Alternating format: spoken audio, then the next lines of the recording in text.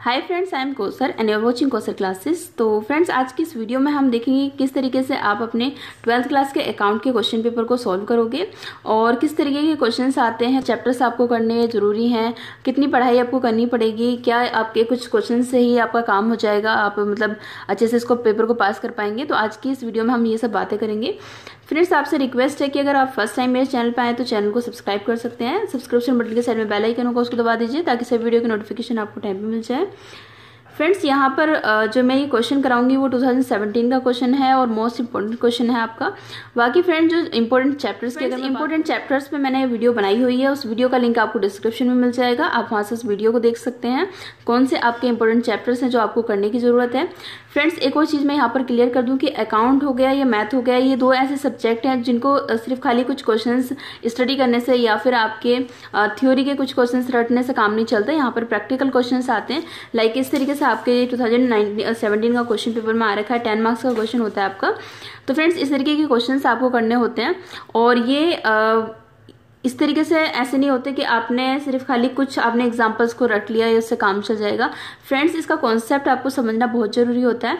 तो मैं यही सजेस्ट करूंगी कि आप या तो कोई कोचिंग वगैरह लगा लें या फिर फ्रेंड्स यहाँ पर NIOS के स्टूडेंट के लिए मैंने अलग से वीडियो लेक्चर्स बनाए। अगर आपको मेरा पढ़ाया हुआ समझ में आता है, मेरी वीडियो आपको अच्छी लगती है, तो आप ये वीडियो लेक्चर्स परचेज कर सकते हैं। हो सकता है आपको कुछ चैप्टर्स आते हों, कुछ चैप्टर्स नहीं आते, तो आप इंडिविजुअल चैप्टर्स की वीडियो परचेज कर सकते हैं। तो फ्रेंड्स, व्हाट्सएप नंबर डिस्क्रिप्शन में दिया हुआ है, आप वहां से बात कर सकते हैं। जो चैप्टर्स में आपको डाउट लग रहा है तो उस चैप्टर्स के आप वहां से वीडियो लेक्चर्स परचेज कर सकते हैं। सबसे ज्यादा जो स्टूडेंट गलती करते हैं वो डायरेक्ट इनडायरेक्ट एक्सपेंस उनको समझ में नहीं आते क्या होते हैं। तो यहाँ पर पहले मैं इसको समझाऊंगी, देन आपको क्वेश्चन सॉल्व करके बताऊंगी। तो वीडियो को पूरा देखिएगा। वीडियो पसंद आए तो प्लीज इसको लाइक करिएगा, अपने फ्रेंड्स के साथ वीडियो को जरूर शेयर करिएगा। मोस्ट इंपोर्टेंट टॉपिक पे वो है हमारे डायरेक्ट एंड इनडायरेक्ट एक्सपेंस। अब यहाँ पर क्या होता है, बहुत सारे स्टूडेंट क्या करते हैं, बहुत ज्यादा गलती कर देते हैं। या तो फॉर्मेट रट लेते हैं। देखिए, ये आपका है 16 चैप्टर। पहले मैं यहाँ पर बता देती हूँ। यहाँ डायरेक्टली हमें क्या दिया हुआ है, ट्रेडिंग अकाउंट बनाने के लिए दिया हुआ है। ठीक है, ट्रेडिंग अकाउंट बनाने के लिए दिया हुआ है। कुछ यहाँ पर बातें लिखी गई हैं। देन उसके बाद में यहाँ पर हमें डायरेक्टली यहाँ पर फॉर्मेट दिया हुआ है ट्रेडिंग अकाउंट का। अब NIOS के स्टूडेंट क्या करते हैं फ्रेंड्स की इस वाले टॉपिक को रट लेते हैं। मतलब ये फॉर्मेट है ना, इसमें जो भी आपके दिए हुए हैं कि मान के चलिए opening stock, purchase, less purchase कर देना है, यहाँ से रिटर्न जो होगा, direct expense, carries inward, freight, wages, fuel and power.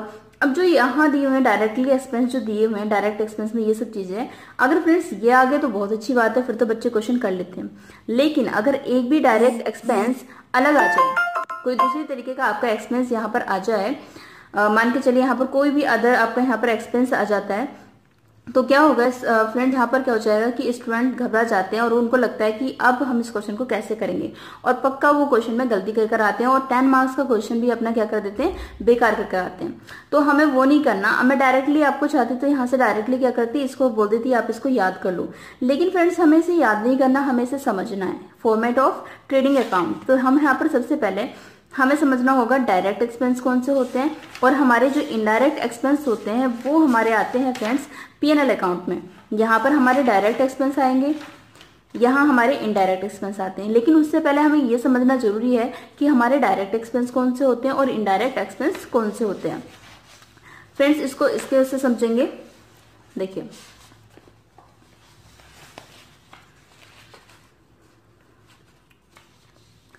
सबसे पहले स्टार्टिंग करते हैं कि कोई भी अगर हम बिजनेस करेंगे तो क्या करेंगे, हम मार्केट से कुछ ना कुछ सामान परचेज करेंगे, रॉ मटेरियल परचेज करते हैं, लाते हैं ना कुछ भी कच्चा सामान, कुछ भी बनाने के लिए फैक्ट्री तक सामान ले। जैसे मान के चलिए मेरे कपड़े की शॉप है, ठीक है, या कपड़े की फैक्ट्री है, तो मैं क्या करूंगी, कच्चा कपड़ा यानी कि जो वैसा कपड़ा होता है वो लेकर आऊंगी यहाँ से मार्केट से। ठीक है, वो कपड़ा मैं मार्केट में अगर लाऊंगी तो खुद तो इतना ज्यादा कपड़ा हाथों में उठा के नहीं ला सकती। तो मैं क्या करूंगी, यहाँ से लाने के लिए मुझे क्या करना पड़ेगा, कोई सवारी करनी पड़ेगी, कोई गाड़ी करनी पड़ेगी। उस गाड़ी का मुझे क्या करना पड़ेगा, कैरेज देना पड़ेगा, कार्टेज या फ्रेट, एक ही बात है, भाड़ा। ठीक है, यानी कि हमें पैसे देने पड़ेंगे। उसको अलग अलग नाम से जाना जाता है, कैरेज, कार्टेज या फ्रेट। ठीक है, अब फ्रेंड्स ये सामान अगर ध्यान से समझना, मार्केट गए हम, मार्केट से हमने रॉ मटेरियल लिया, रॉ मटेरियल लाने के लिए हमें फैक्ट्री में लाना पड़ेगा। ठीक है, अब फ्रेंड्स फैक्ट्री में लाते टाइम ये रॉ मटेरियल हमारी परचेज हो गई। ठीक है, तो ये भी हमारा खर्चा हो रहा है क्योंकि हम पैसे देंगे। उसके बाद में अब ये सामान हमारा फैक्ट्री में आ रहा है। तो फ्रेंड्स, जब फैक्ट्री में सामान आएगा तो बिना पैसे के ऐसे तो खुद चल के नहीं आ जाएगा। हमें क्या करना पड़ेगा, जिस सामान में, जिस भी गाड़ी में, जिस चीज में भी वो सामान आएगा उसका हमें क्या देना पड़ेगा, कैरेज, कार्टेज या फ्रेट। अब इसका ध्यान से समझना है, इसमें भी बहुत ज्यादा बच्चे गलती कर देते हैं कि कैरेज इनवर्ड आ जाए या कैरेज आउटवर्ड आ जाए, तो बच्चे बहुत कंफ्यूज हो जाते हैं। तो हमें ध्यान से समझना है, कैरेज इनवर्ड का मतलब है कि आपकी फैक्ट्री में कोई सामान आ रहा है, फैक्ट्री में कोई सामान आ रहा है तो इनवर्ड, अगर जा रहा है तो आउटवर्ड, ठीक है। अब अगर फ्रेंड्स कोई फैक्ट्री में सामान आ रहा है इनवर्ड, ठीक है, तो उसको हम क्या बोलेंगे, इनवर्ड जो होगा, यहाँ पर इनवर्ड देखो, कैरियर्स इनवर्ड हो सकता है, कार्टेज इनवर्ड हो सकता है, फ्रेट इनवर्ड हो सकता है, ठीक है। इनवर्ड का मतलब फैक्ट्री में आते हुए, ठीक है, फैक्ट्री में आते हुए ये हमारे खर्चे हो रहे हैं। अब फ्रेंड्स ये तो हो गई हमारी कि अगर हम लोकल से सामान परचेज कर रहे हैं, लेकिन अगर अदर कंट्री से कोई सामान आता है, कुछ भी आता है, तो हमें एक्साइज ड्यूटी देनी पड़ती है, टैक्स देना पड़ता है, या कस्टम ड्यूटी टैक्स देना पड़ता है, ठीक है। तो यहाँ पर क्या होता है कि अगर मान के चलिए ये हमारे कुछ होते हैं टैक्स वगैरह होते हैं, ये टैक्स आप हायर क्लासेस में पढ़ेंगे इन टैक्स के बारे में, कि अगर हमारा एक जगह से दूसरी जगह पे सामान जाता है तो हम टैक्स देते हैं। एक्साइज ड्यूटी जो होता है, हम विद इन अ कंट्री अगर हम कहीं से सामान लेकर आ रहे हैं तो हो जाएगा, अगर हम कहीं विदेश से सामान आ रहे हैं तो हम वहां पर कस्टम ड्यूटी देते हैं, ठीक है। अब फ्रेंड्स ये हमारे हो गए एक्सपेंस, हमारे ये सब यहाँ पर आते हुए, सामान आते हुए हो गए। अब मान के चलिए मार्केट से सामान आ गया आपकी फैक्ट्री में। अब फैक्ट्री जो है, सिंपल सी बात है, फैक्ट्री रेंट भी दोगे, ऐसा तो नहीं ना फैक्ट्री रेंट नहीं देंगे, फैक्ट्री का रेंट भी दोगे आप, फैक्ट्री का इंश्योरेंस भी कराओगे, अगर कुछ आग वगैरह लग जाती है फैक्ट्री में तो उसका आपको क्लेम मिल जाए। हीटिंग एंड लाइटनिंग जो आपकी मशीन होती है उनको गर्म करने के लिए, ठीक है। एंड वेजेस आप दोगे, जो वहां पर वर्कर काम करेंगे उनको आप वेजेस भी दोगे। फ्यूल एंड पावर मतलब कि आपके मशीन को चलाने के लिए आपको फ्यूल और पावर की भी जरूरत पड़ेगी, ठीक है। सैलरी टू मैनेजर, अब इन सबको कोई ना कोई तो देखेगा, अब वहां पर जो मैनेजर होगा, वर्क मैनेजर होगा, उसको आप सैलरी भी दोगे। तो फ्रेंड्स इस तरीके के यहाँ पर आपके फैक्ट्री में खर्चे होंगे, जो भी आपके यहाँ पर फैक्ट्री में खर्चे हो जाएंगे, ठीक है। फ्रेंड्स ये तो होते हैं आपके डायरेक्ट एक्सपेंस। क्या होते हैं, मार्केट से लेके फैक्ट्री तक होने वाले जितने भी खर्चे होते हैं वो हमारे क्या होते हैं, डायरेक्ट एक्सपेंस होते हैं। इस चीज को हमने क्या करना है, ध्यान से समझना है। फ्रेंड डायरेक्ट एक्सपेंस भी आपके क्या होते हैं, दो तरह के होते हैं, नॉर्मल नेचर के होते हैं और एबनॉर्मल नेचर के होते हैं। नॉर्मल नेचर ट्रेडिंग अकाउंट में जाएगा, मतलब ये तो होने होना, वेजेस तो आपको देनी पड़ेंगी, है ना, इंश्योरेंस भी देना पड़ेगा, फ्यूल पावर की जरूरत पड़ेगी, सैलरी की भी जरूरत पड़ेगी। लेकिन एबनॉर्मल नेचर मतलब वेजेस पेड ड्यूरिंग स्ट्राइक, अगर कोई स्ट्राइक होगी उस टाइम पे आपको वेजेस देनी पड़ेगी। जस्ट लाइक अभी लॉकडाउन चल रहा है, इस टाइम पे लोगों को सैलरी देनी पड़ेगी। अब कोई तो ये नहीं चाहेगा ना कि उसका काम किया नहीं और सैलरी पे करे, तो ये एबनॉर्मल नेचर के, ये बार बार नहीं होते, ठीक है। कोई थेफ्ट हो गया, यानी कि कोई चोरी हो गई, आपके गुड्स जो थे वो क्या हो गए, लॉस्ट हो गए फायर से, यानी कि आपके मतलब मान के चलिए उसमें फैक्ट्री में आग लग गई और जो गुड्स थे वो क्या हो गए, खराब हो गए, ठीक है। तो ये हमारे एबनॉर्मल नेचर के होते हैं, ये P&L में जाते हैं, ठीक है। अब हमें क्या करना है, इस चीज को ध्यान से समझना। डायरेक्ट एक्सपेंस कौन से होते हैं, जो हमारे मार्केट से लेके हमारे फैक्ट्री तक होने वाले खर्चे सब हमारे क्या हो जाएंगे, डायरेक्ट एक्सपेंस। और डायरेक्ट एक्सपेंस फ्रेंड्स कहाँ जाते हैं, ट्रेडिंग अकाउंट के अंदर। कहाँ जाएंगे, ट्रेडिंग अकाउंट के अंदर जाएंगे। अब इसका याद रखना है आपने, इनवर्ड का मतलब बिजनेस में कोई सामान, फैक्ट्री में कोई सामान आ रहा है, उस पर हम उसको भाड़ा दे रहे हैं, ठीक है। तो इनवर्ड का मतलब क्या होगा, हम डायरेक्टली ट्रेडिंग अकाउंट में रखेंगे इसको, ठीक है। अब फ्रेंड्स क्या होगा कि फैक्ट्री में सामान बन गया तो फैक्ट्री से सामान कहाँ जाएगा, शोरूम में जाएगा, ठीक है। अब जब यहाँ से फैक्ट्री से सामान शोरूम में जाएगा तो यहाँ पर भी आपने कुछ ना कुछ किसी ना किसी सामान में तो जाएगा, ठीक है, किसी ना किसी गाड़ी में, किसी वैन में ये सामान जाएगा। अब उसका भी आपको क्या करना पड़ेगा, कैरेज, कार्टेज, फ्रेट, तो ये क्या हो जाएगा, आउटवर्ड, यानी कि आउटवर्ड मतलब फैक्ट्री से सामान जा रहा है, ठीक है, आउटवर्ड हो रहा है, तो इसका हम बोलेंगे कैरेज आउटवर्ड। अब यहाँ शोरूम में भी आपको रेंट देना पड़ेगा, यहाँ पर भी इंश्योरेंस कराओगे, इलेक्ट्रिसिटी बिल देना पड़ेगा, कमीशन देनी पड़ेगी सेल पे, ठीक है। और बैड डेट्स हो सकते हैं, पैसा डूब सकता है क्योंकि आप उधार भी सेल कर सकते हो, ठीक है। सैलरी देनी पड़ेगी। तो फ्रेंड्स ये हमारे हो गए शोरूम के आपके खर्चे। लेकिन आपकी फैक्ट्री को, शोरूम को चलाने वाला एक ऑफिस भी होगा, जो ऑफिस है इन सब चीजों को क्या कर रहा होगा, हैंडल कर रहा होगा। तो यहाँ जो आपका ऑफिस होता है, जैसे मान के चलिए भाई कोई कहीं पर फैक्ट्री है, कहीं शोरूम है उसका, और उसका एक हेड ऑफिस होता है जो सबको हैंडल कर रहा होता है, लाइक बैंक होते हैं, तो बैंक की अलग अलग ब्रांच होती है इस तरीके से, ठीक है। ऑफिस का रेंट भी दोगे, इंश्योरेंस कराओगे, इलेक्ट्रिसिटी बिल दोगे, यहाँ पर भी आप क्या करोगे, ऑडिट फी देनी पड़ेगी कि आपके यहाँ पर सब कुछ ठीक ठाक चल रहा है तो ऑडिट फीस भी देनी पड़ेगी, सीए वगैरह ऑडिट करते हैं, ठीक है। सैलरी एंड वेजेस देनी पड़ेंगी, सैलरी आपको देनी पड़ेगी जो वहां पर काम कर रहे हैं, एम्प्लॉय काम कर रहे हैं। टेलीफोन बिल देना पड़ेगा, प्रिंटिंग एंड स्टेशनरी के आपको देने पड़ेंगे, यानी कि मान के चलिए आप ऑफिस में काम कर रहे हैं, आपको कैलकुलेटर की जरूरत है, आपको पेन पेंसिल की जरूरत है, वो सब हमारे स्टेशनरी में आ जाता है। तो फ्रेंड्स इन सबके भी आपको चार्जेस यानी कि बिल वगैरह देने पड़ेंगे। तो ये भी हमारे क्या होते हैं, ऑफिस के खर्चे होते हैं। अब मैं आपको बता दूं, मार्केट से फैक्ट्री तक होने वाले खर्चे हमारे डायरेक्ट एक्सपेंस होते हैं, ये तो आते हैं फ्रेंड्स ट्रेडिंग अकाउंट में। और उसके बाद के जितने भी ये खर्चे होते हैं वो हमारे इनडायरेक्ट एक्सपेंस होते हैं, ये डायरेक्टली हमारे पीएनएल अकाउंट में जाते हैं। कहाँ जाते हैं, हमारे डायरेक्टली पीएनएल अकाउंट में, यानी कि प्रॉफिट एंड लॉस अकाउंट में चले जाते हैं। अब यहाँ पर कुछ और चीजें समझिए। मान के चलिए आपको डायरेक्टली वेजेस दिए हुए हैं, क्या दिए हुए हैं, वेजेस। आपको नहीं दे रखा कि वेजेस फॉर, यहाँ पर दे रखा डायरेक्टली। देखिए वेजेस जो होती है, वेजेस हम ज्यादातर यहाँ पर देते हैं और कहीं पर हम वेजेस नहीं देते, ठीक है। तो वेजेस हमारे डायरेक्टली कहाँ चले जाएंगे फ्रेंड्स, खाली अगर वेजेस लिखा होगा तो हम हमेशा ट्रेडिंग अकाउंट में, तो कहाँ पर रखेंगे इसे, ट्रेडिंग अकाउंट में रखेंगे, ठीक है। अब अगर हमें सिर्फ खाली रेंट दे रखा होगा, रेंट, ठीक है, तो आपको अगर बता दूं तो रेंट सबसे ज्यादा कहाँ दिया जाएगा, रेंट यहाँ पर शोरूम में भी दिया जाएगा, रेंट यहाँ पर भी दिया जाएगा। तो जो ज्यादा हो, ठीक है, जहां पर ज्यादा काम होने की आशंका हो, जहां पर लगे कि हाँ जी यहाँ पर ज्यादा ये सामान दिया जा रहा है, यानी कि यहाँ पर ये ज्यादा खर्चा हो रहा है, उस जगह पे हम इसको नोट करेंगे। तो जो रेंट होगा हमारा यहाँ पर ज्यादा जाएगा, शोरूम में भी और ऑफिस रेंट भी, ठीक है। हो सकता है एक बार को यहाँ का ना करें हम, यहाँ पर ज्यादा हमारे इसके चांसेस रहेंगे अगर सिर्फ खाली रेंट दे रखा होगा। बाकी तो हमें फैक्ट्री रेंट या ऑफिस रेंट बता रखा होगा। अगर सिर्फ खाली रेंट आ जाता है तो हमेशा इसे हम रखेंगे पीएनएल अकाउंट में, ठीक है। कहां पर करेंगे हम इसे, प्रॉफिट एंड लॉस अकाउंट में। उसके बाद में आ जाता है सैलरी। तो फ्रेंड्स सैलरी अगर आपको ध्यान होगा तो सैलरी हम यहाँ पर किसी को सैलरी, सिर्फ मैनेजर को यहाँ पर सैलरी दी जाती है, बाकी तो यहाँ ऑफिस में हर बंदे को सैलरी दी जाती है, ठीक है। तो यहाँ पर ज्यादा है, ठीक है, जिसका भार ज्यादा होगा उस जगह पे ये सामान हम इसको रखेंगे, ठीक है। तो यहाँ पर यानी कि सैलरी ज्यादा दी जाती है इनडायरेक्ट एक्सपेंस में। तो हम यहाँ पर क्या करेंगे, जो आपके प्रॉफिट एंड लॉस में आने वाले अमाउंट के साथ में हम सैलरी को रखेंगे, यानी कि हमारा सैलरी भी क्या जाएगा, पीएनएल अकाउंट में जाएगा, ठीक है। अब उसके बाद में हम बात करते हैं कैरिज की। तो फ्रेंड्स अगर बात करें कैरिज की तो अब हम यहाँ पर आ जाता है कैरिज, तो दोनों ही जगह हमें देना पड़ेगा। पर एक चीज का थोड़ा ध्यान लगाओ कि अगर मान के चलिए यहाँ से मार्केट से मुझे फैक्ट्री तक कोई सामान लेकर आना है, तो सिंपल सी बात है, मार्केट से फैक्ट्री तक सामान लाने के लिए मुझे क्या करना पड़ेगा, कोई पर्सनल गाड़ी वगैरह या कुछ करने की जरूरत नहीं है, ठीक है, मतलब खरीदने की जरूरत नहीं है। यहाँ पर हमें कहीं ना कहीं से दूर से भी अगर सामान आएगा तो सिंपल सी बात है, हमें कार्टेज या कैरेज देना पड़ेगा। अगर विदेश से सामान आएगा तो हम वहां के लिए थोड़ी ना अपना कुछ पर्सनल वो व्हीकल खरीदेंगे, ठीक है। अब यहाँ पर क्या होता है कि ज्यादातर फैक्ट्री से शोरूम तक जाने के लिए जो कंपनी होती है उसके पास अपना कोई ना कोई व्हीकल होता ही होता है, कोई ना कोई सवारी जरूर होती है जिससे कि वो अपने सामान को क्या कराती है, ट्रांसपोर्ट कराती है, ठीक है। तो यहाँ पर कम चांसेस हैं कार्टेज के। तो अगर सिर्फ खाली कैरेज या कार्टेज या फ्रेट दिया हुआ है तो हमेशा क्या जाएगा फ्रेंड्स, वो ट्रेडिंग में जाएगा। क्या जाएगा, ट्रेडिंग में जाएगा, क्योंकि फ्रेट देने के यहाँ पर ज्यादा चांसेस होते हैं, ठीक है। तो सिंपल अगर आपका कैरेज, फ्रेट या फिर आपका कार्टेज लिखा हुआ आता है तो ये हमेशा हमारा कहाँ जाएगा, ट्रेडिंग में जाएगा। अदरवाइज हमें कैरेज इनवर्ड या आउटवर्ड करके पक्का दिया होगा। मैं आपको आपके क्वेश्चन पेपर, जो आपके प्रीवियस ईयर के क्वेश्चन पेपर हैं, उनके क्वेश्चन सोल्व कराऊंगी, ना कि बुक के, ठीक है।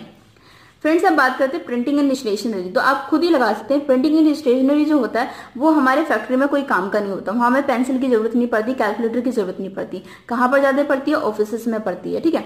तो ये सिंपल सी बात है, ये हमारा पीएनएल अकाउंट में जाएगा। अब फ्रेंड्स अगर आ जाता है वेजेस एंड सैलरी, तो वेजेस किस पे ज्यादा जोर दिया जा रहा है, वेजेस पे। तो ये हमेशा हमारा ट्रेडिंग में जाएगा, किस में जाएगा, ट्रेडिंग में। लेकिन अगर वेजेस एंड सैलरी दिया हो तो ट्रेडिंग में, लेकिन अगर सैलरी एंड वेजेस दिया हुआ है, सैलरी पे ज्यादा दिया गया, तो ये हमारा किस में जाएगा फ्रेंड्स, पीएनएल अकाउंट में, ठीक है। तो ये था हमारा छोटा सा टॉपिक।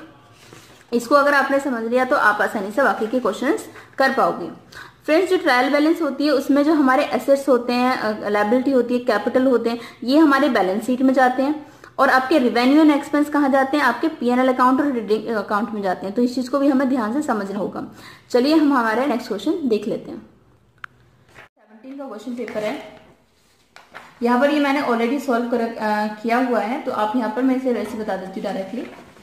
देखिए हमें क्वेश्चन में जो बोल रखा है वो क्वेश्चन में दिया हुआ है, ये सब पूरी हमें ट्रायल बैलेंस दी हुई है, ये हमारा डेबिट बैलेंस है और ये हमारा क्रेडिट बैलेंस है, ठीक है। उसके बाद में मैंने यहाँ पर ये कुछ एडजस्टमेंट लिखी है। ये आपकी क्लोजिंग स्टॉक है, plant and machinery was to be depreciated. ठीक है, अब यहाँ पर जो एडजस्टमेंट है ना उसको ध्यान दे लो कि हमें कहाँ कहाँ पर एडजस्टमेंट करनी है। ठीक है, प्लांट एंड मशीनरी पे करनी है ना, तो हमने क्या करना ताकि हमें याद रह जाए, तो प्लांट एंड मशीनरी है उस पर स्टार बना लो कि इसमें मुझे क्या करनी है, एडजस्टमेंट करनी है।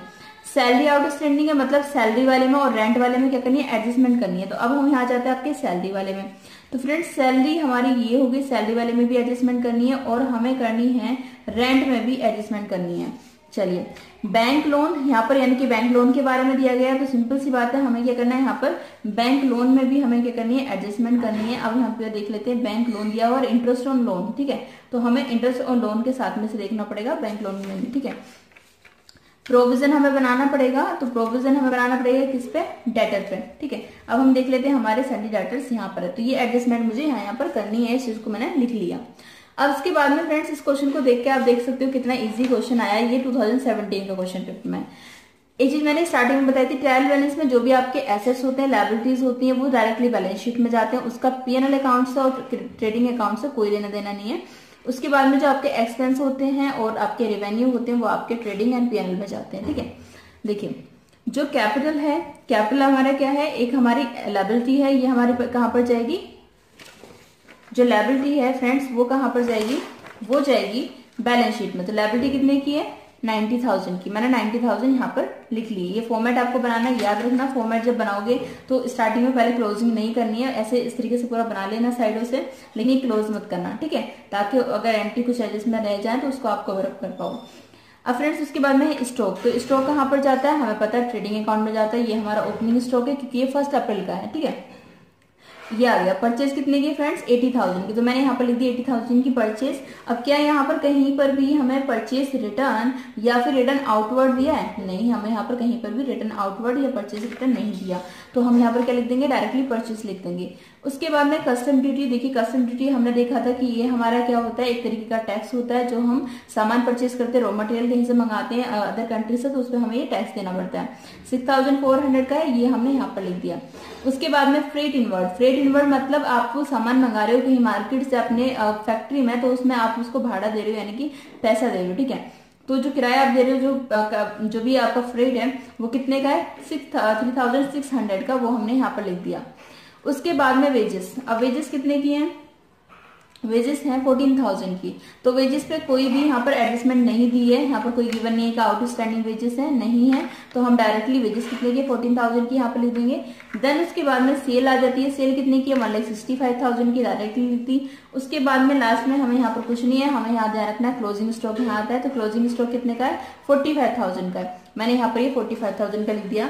जब मैं इसको ऐड करूंगी तो ये हो जाएगा 2,10,000 का, और यहाँ पर जब इसको पूरे को टोटल ऐड करके देखूंगी तो ये अमाउंट कम होगा और ये ज्यादा, तो इस वाले ज्यादा वाले अमाउंट में से जब मैं इसको माइनस करूंगी तो मेरे पास 70,000 बचेगा, जो मेरा होगा ग्रोस प्रॉफिट।